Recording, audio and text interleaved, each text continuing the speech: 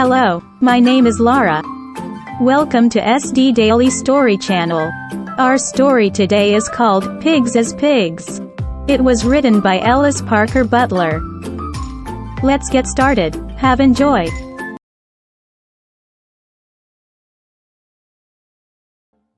Mike Flannery, the agent of the Interurban Express Company, leaned over the desk in the company's office in Westcott and shook his fist. Mr. Morehouse, angry and red, stood on the other side of the desk, shaking with fury. The argument had been long and hot. At last, Mr. Morehouse had become speechless. The cause of the trouble lay on the desk between the two men. It was a box with 2 guinea pigs inside. "Do as you like, then," shouted Flannery.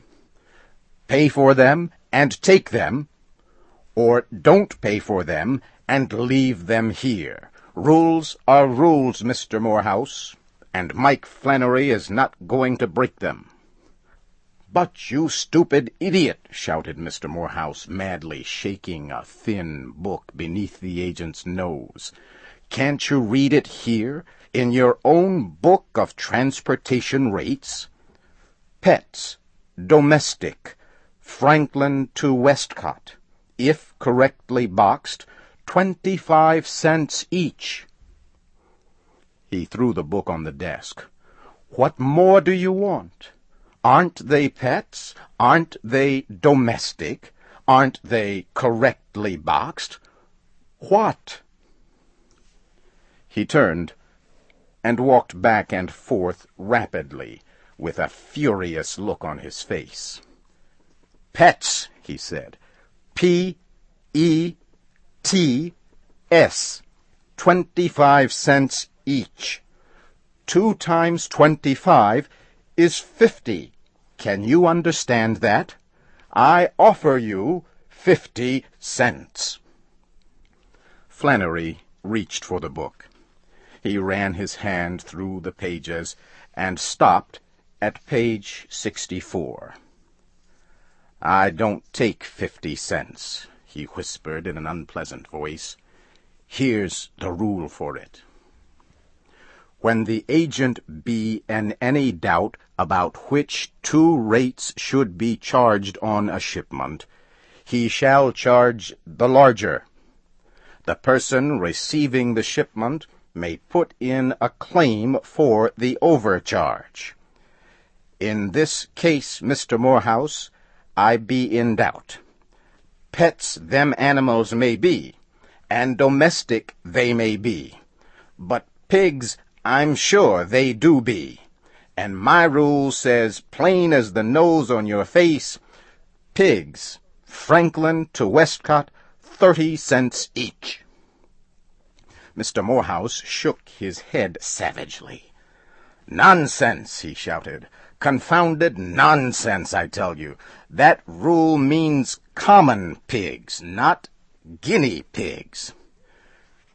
"Pigs is pigs," Flannery said firmly. Mr. Morehouse bit his lip and then flung his arms out wildly. "Very well," he shouted. "You shall hear of this. Your president shall hear of this. It is an outrage. I have offered you 50 cents. You refuse it. Keep the pigs until you are ready to take the 50 cents. But by George, sir, if one hair of those pigs' heads is harmed, I will have the law on you." He turned and walked out, slamming the door. Flannery carefully lifted the box from the desk and put it in a corner.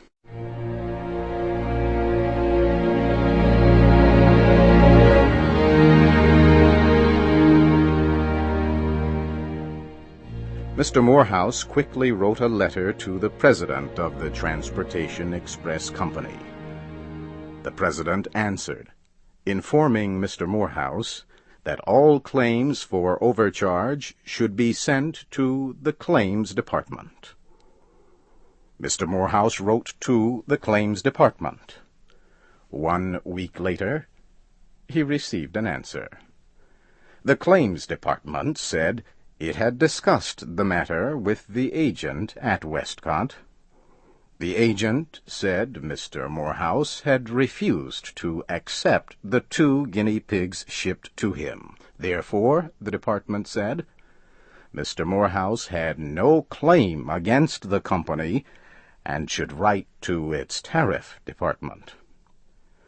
Mr. Morehouse wrote to the tariff department. He stated his case clearly. The head of the tariff department read Mr. Morehouse's letter. Guinea pigs, he said. Probably starved to death by this time. He wrote to the agent asking why the shipment was held up. He also wanted to know if the guinea pigs were still in good health.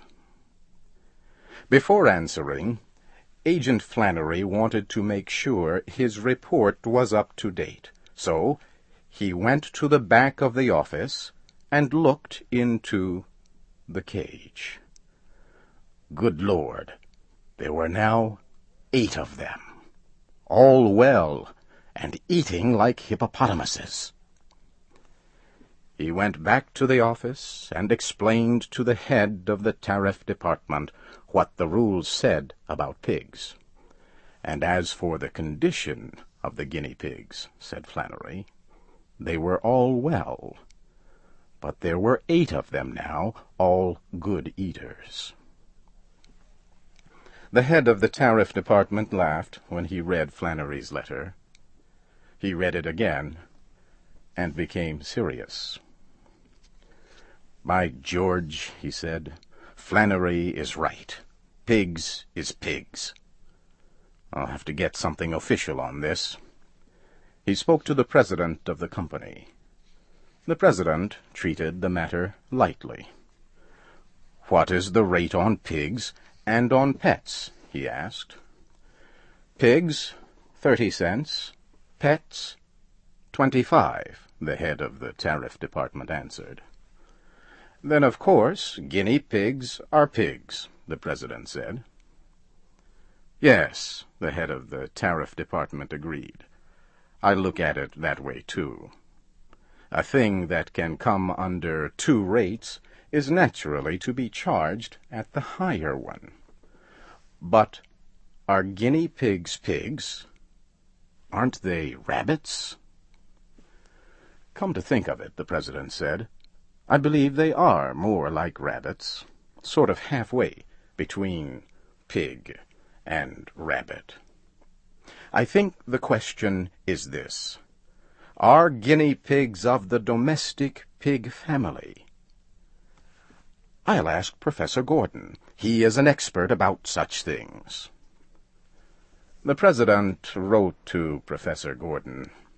Unfortunately, the professor was in South America, collecting zoological samples. His wife forwarded the letter to him. The professor was in the high Andes Mountains.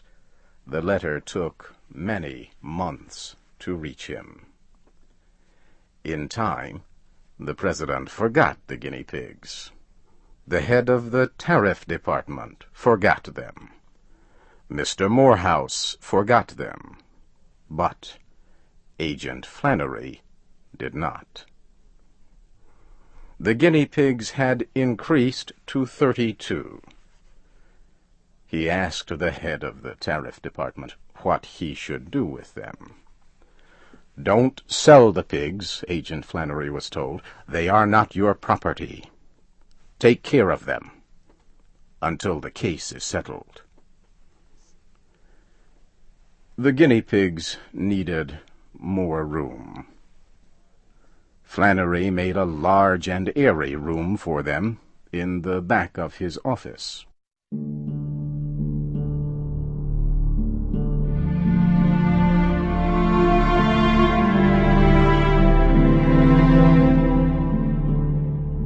Some months later, He discovered he now had 160 of them. He was going out of his mind. Not long after this, the president of the express company heard from Professor Gordon. It was a long and scholarly letter. It pointed out that the guinea pig was the Cavia aparea, while the common pig was the genus Sus of the family Suidae. The president then told the head of the tariff department that guinea pigs are not pigs and must be charged only 25 cents as domestic pets. The tariff department informed Agent Flannery that he should take the 160 guinea pigs to Mr. Morehouse and collect 25 cents for each of them. Agent Flannery wired back, "I've got 800 now. Shall I collect for 800 or what? How about the $64 I paid for cabbages to feed them?" Many letters went back and forth. Flannery was crowded into a few feet at the extreme front of the office. The guinea pigs had all the rest of the room. Time kept moving on as the letters continued to go back and forth.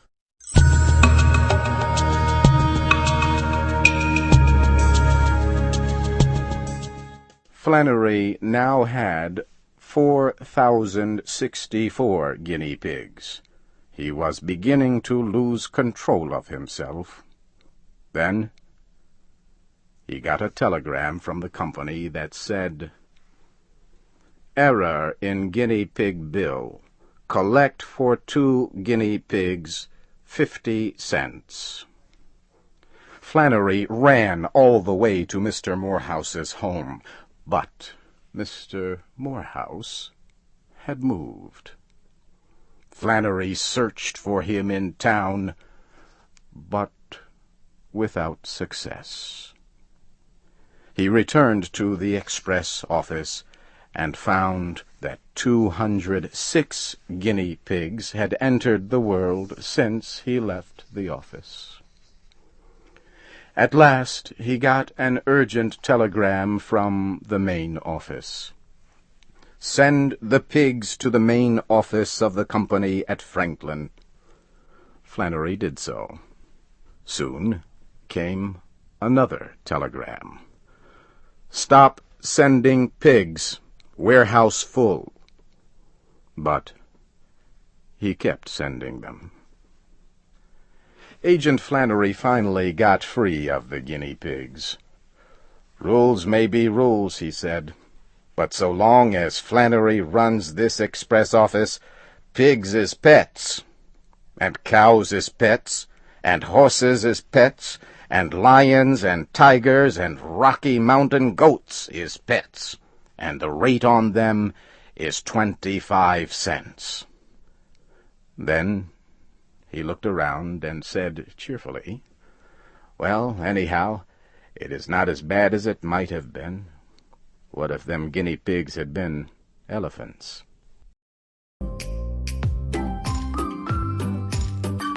Hello again. I hope you liked the story. If you want to be notified of new stories, don't forget to subscribe. Have a good day.